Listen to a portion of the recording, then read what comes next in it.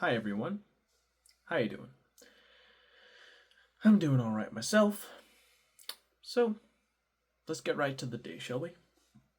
So, I woke up around 10 today. My mom went out to the grocery store with her family friend to get groceries for the house. She asked me if I wanted anything, and I couldn't think of anything, so I said no. And then when they left, I decided to listen to a UAP GERB video where he was going through a bunch of different it was basically just different names of US intelligence officials who may or may not have something to do with some UAP legacy program, and all of these different alphabet agencies that are all correlated or working together to keep this whole thing a cover up. And you were talking about how this was all part of what he describes as the Manhattan Project 2.0, where the Manhattan Project, when the atomic bomb was being designed back in the day, due to America not wanting it to fall into the hands of the enemy, they had the project made with basically compartmentalizing information. And what that means is one group of scientists or people who are working on the project know a little bit about the project, but don't know the whole project. Well, another group of scientists know a little bit, but not the whole thing. And really, there's just one overseer that just sees what everyone is doing and is able to take all of the missing puzzle pieces and put them together to get the results they're looking for. And that's basically what the video was about. So, as I was listening to this video, I decided to make some chicken tenders. Oh my goodness, I completely forgot. So, actually, when I did wake up in the morning, my mom made waffles. One waffle from the pancake batter I made, I think, yesterday. And when she made it, she poured she put some butter and maple syrup on it, and I was like, ooh, that's pretty good. And I made some coffee to go with it. And then she asked me to do the cans and the bottles before she arrived back. So I was like, okay. So after I was done eating, I decided to listen to a video. I'm trying to remember exactly what the video was about. I think it had something to do with, oh yeah, it was the UAP GERB channel, but it was a live stream they did after the drop of UAP files that were released by the government a few days ago, and I was trying to listen to that 2 hour and 43-minute live stream at 3x speed, so that way I could get the same amount of information in much less time, like about 48 minutes or something like that. And as I was listening to it, I was crushing the bottles and the cans and moving them in their own spots until I was done. Then I decided to make the chicken tenders. I put those in the air fryer. They got nice and crispy. And when they were done, my mom had arrived with her family friend with some groceries. I went outside to help by taking the groceries out. And we had everything available. I put the drinks into the refrigerator and put the cold stuff in the freezer so it would remain fresh and things like that. Now, after that, I told my mom that I had air fried chicken tenders and I was going to eat those, and she was like, all right. So I went outside, into the back room. I ate those chicken tenders with some barbecue sauce. It was very good. And after that, eating that. While watching that UAP Curve video I was talking about earlier in the video, before I realized that all that other stuff happened before that, and the UAP Curve video actually started after I was done crushing all the cans and bottles. I was making the chicken tenders, by the way. When I was done eating, I went out of the room to wash my dish. My sister came out and asked if I could take her to the grocery store and she'd pay for gas for me. I said, sure, I got nothing else to do. So she got prepared. I asked my mom to move her car out of the way so that way I could take us both to the store. She did. We left. We arrived at the store, me and my sister, and we basically just walked around it, picking up different things. It was all for her, that she wanted to get with her own money. So I basically didn't like, nothing really looked like good to me. I wasn't interested in buying anything, but my sister was nice because she did get me some donuts, so that was pretty cool. The powdered donuts, so nice. Yeah, after we were done, I needed to use the restroom. I tried going to the restroom in the store, but it was currently being blocked off. So I had to go to a restroom in a nearby restaurant instead. And when we were done, as my sister was scanning the things and putting them away, I noticed there was some earbuds they were selling, but they were like $19, and I decided to ask Google how good those are compared to, like, you know, the earbuds that I have, these Sonys right here. And it basically said, like, think of the those $19 ones as like a reliable like vehicle, whereas these are like a sports car that has all the fixings in them.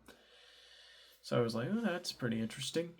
Okay, then we brought the food back. When we arrived, my mom had invited her friend from church over to have lunch with them and just chat. And when we went inside, we greeted them. They brought their kids, and we greeted their kids. And after that, my mom asked me, hey, Noah, you've got some Bionicles, you could show them. And I'm like, okay. So I showed one of them, like, who was the eldest there, like these this Makuta thing. I think I actually have it back there, if you can see it. And I basically said, yeah, this is what I played with back in my day. This was like, you know, the quintessential classic toy. It had like a story that was really complex. It had really cool like way of building the characters, and you know, making the designs. And you could make your own design, what we called mocks back in the day, where you just do whatever you want with like the parts that you have. And yeah, it's just it was pretty cool introducing that old toy to like a new generation, because Bionicle hasn't really been in the public zeitgeist for a really long time. I think the last time it had any sort of presence was around 2016, and then after that it just like died. Yeah, it had two generations. The first generation, like 2000, 2010, it basically filled out my entire childhood, essentially. And I couldn't have asked for a better toy. Like, that was such a cool toy. It was like these buildable robots with these, like, deep lore and interesting characters that really expanded my imagination, made me think beyond the toy. I just thought, man, these are awesome. And then, like, it also helped that, like, the advertisements they did for these figures was very atmospheric and, like, cool. Like, the sound, the music, the narrator. I think it was like, in the time before time, on the legendary island of Matanui, like it just had this like epic sound that like honestly I don't think any other toy has like been able to replicate. Like I think the closest thing we can get is something like Transformers. Honestly though, I don't really care about I mean, I cared about it when I was a kid, but and I cared about it as I was growing up, but in the current day and age, I'm not really a big Transformers guy, and like if it were up to me as like a 27-year-old man, if like I were to choose like a toy line to bring back that I would be totally into, I would choose something like Bionicle because I just think Bionicle was such a unique and cool thing that like no other like toy manufacturer was really doing at all. So yeah, okay, I think I've gone long enough about this. Anyways, I showed him. Yeah, he asked a bunch of questions. I told him like the answers. Like, yeah, you built the robots. You know, they have like these like little like guns on their shoulder you could use and all this stuff. Yeah, yeah, they seemed pretty interested by it. It was the one I think it was like Maximus and his like dog, but really it's Makuta inside of a robot. If anyone's wondering, the lore runs deep. Um, Anywho, yeah, so they seemed pretty interested and fascinated by it, and that was neat to see. So yeah, I just hung out with my mom, my sister, the my mom's church friends, and yeah, we just yeah, I was just basically there, like listening to their conversation, talking about like you know, how they're doing and all that. Yeah, it was good. It was pretty good. Then I needed to get dressed for work, so I got dressed. When I was done, my mom wanted me to show them the videos we did. The first one was the bee one, and the second one was the ant one. So we showed them, and they thought the bee one was funny, and then they thought the ant one was pretty solid. So that was pretty interesting to hear. I then decided to say goodbye to everyone and drive off home. Sorry, drive off to work. My bad. I'm pretty sleepy.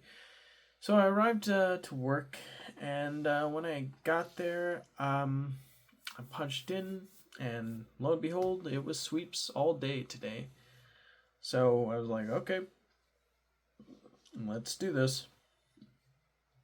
So I put on my vest, and it was like a really little hop around kind of thing. I would bag, then I would do go backs because I was asked we need to make sure there are no go backs at all. So like you know everything's good to go. So I was like, all right, I'll do the go backs. So I did that. I sweep the floors when need be. I checked the restrooms. I replaced a other one's restroom had no paper towels, so I had and we had no paper towels in the janitor closet, so I had to get paper towels from the produce area. So yeah, I asked them, "Is it okay if I take this?" And they were like, "Okay." So I did, and then I asked my boss when we're getting newer paper towel restock, and he said like in around tonight. So I was like, "Okay, thank you." Yeah. I had my break basically spent as a deep breath work session. And when I was done with that, I decided to go ahead and go back downstairs. I then spent that time taking out the trash, refilling the bags, and then punching out for lunch. I decided to go to a Burger King for lunch. I had a Texas Double Whopper. It was pretty good.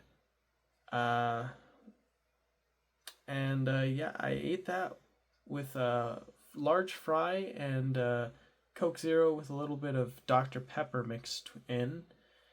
And I watched this really interesting video from a guy on YouTube called Dr. G, who was talking about these NASA astronauts with these other UAP files that were released, where they were discussing these anomalous like objects that were following their craft throughout their entire trip. So it's pretty interesting, not gonna lie.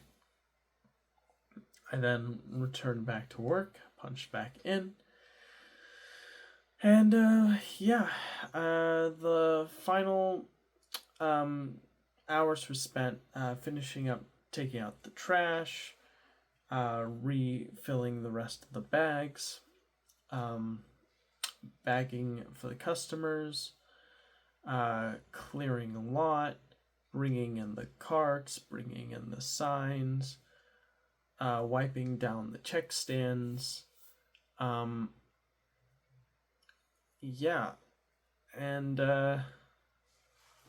it's pretty much what happened. I did have a little conversation with one of my coworkers as the night was reaching its conclusion, where like we were discussing like how AI is definitely not really being too conscious of people's lives, and specifically the companies that control AI, instead of building their data centers in places that won't disrupt people's daily life. They're instead building them literally in people's backyards, which honestly is pretty evil, because the sound that comes out of those data centers is very loud, to the point where it causes people to have anxiety and become very disturbed. So it's very depressing to see how these corporations are essentially getting away with destroying people's environment and lives, all for the sake of profit. Yeah, it's pretty sick, not gonna lie. But anywho, and apparently it's because they're getting great like tax cuts or something like that. Yeah. After we talked about that, one of our coworkers came up when they were talking about like how they were taking care of someone. We were like, "Oh, that's nice."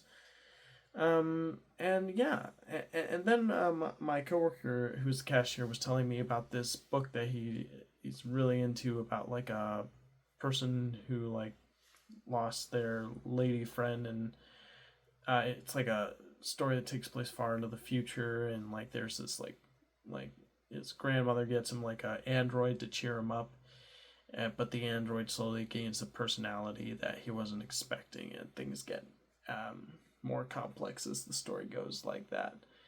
And I was like, oh, that sounds pretty interesting. I'll have to check that out. So it was a lot busier than I was expecting. I ended up clearing the lot, and I finished clearing the lot right around the time like everyone else left. And then like I had to wipe down every single check stand. It took me quite a while. And then when I was done with that, I punched out. I grabbed this free soda that was given to me by one of my by my job. They give away free beverages every now and then to the workers. I said goodbye to the closing crew and the my closing co-manager. When my car, I drove off home. When I arrived, I got out of my work clothes and into my more casual clothes, and I decided to watch a little bit of News Nation about the missing scientists, which really basically just boiled down to a lot of people think it's just coincidence, and that plenty of people die all the time who are scientists, and that this doesn't lead to some kind of grand conspiracy. The only thing that's kind of interesting is the scientists that just decide to leave all their traceable information, like their phones, their Fitbits, and have them set to factory settings, and then just leave without a trace. that is really interesting. But everything else, like the ones that like die due to circumstances out of their control, seem less likely part of the conspiracy and more likely just something that was just so happened to happen around the same time. So yeah, that's pretty much what that was about. And finally, uh, after that, I was watching a regular show, the Lost Tapes episode about Boba, and it was basically just a silly little episode about Benson and I forget their names. The bird and the raccoon, or is he a raccoon or man, I don't know. The bird and his friend. They're told, hey, you gotta restock the snack area, and they were like, oh, we don't want to get those lame snacks like raisins. We want to get something cool and interesting. So they find out about Boba, and they're like, oh my gosh, Boba's actually pretty sick. Let's do that. So they get Boba, but turns out they run into a problem because like the boss man doesn't like it, and people they try to sell it to, they drink it and they don't like it because they're not used to the balls and boba. So they're like, what are we gonna do? Then they find their friend Pops. Decide to give him some boba, and apparently the boba causes Pops to turn into a completely different character. That's like all hip and radical and stuff. I forget his name though, like Bobalicious or something, or Bobacious, or I don't know, just a bunch of boba puns. Try saying that 5 times fast. Boba pun, boba pun, boba pun, boba puns. It's kind of fun to say it. Boba pun, boba pun, boba pun, boba pun. Yeah. Anywho. Oh, and I also forgot about something that happened at work where I was finished taking out the trash, and one of my coworkers came up and said hi, and they sang a little song, and I did a little dance, and then after that we went our separate ways. So that was cool. Okay, moving back up. After the that episode, which was pretty funny, I really liked it. I was listening to another Ross Coldheart video where he was talking about the like files being released, and then he had UAP Gerb with a witness to a triangular craft up on the show, talking about what they had seen and what they had researched and all. It's pretty interesting. Then I was like, oh, it's time to get ready for bed. So I took my vitamins, I brushed my teeth, I went to my room, I turned on the recorder, and here's the video. So that's going to do it for now. Thank you so much for watching, and I will see you in the next video. Take care, everybody, and have a good one.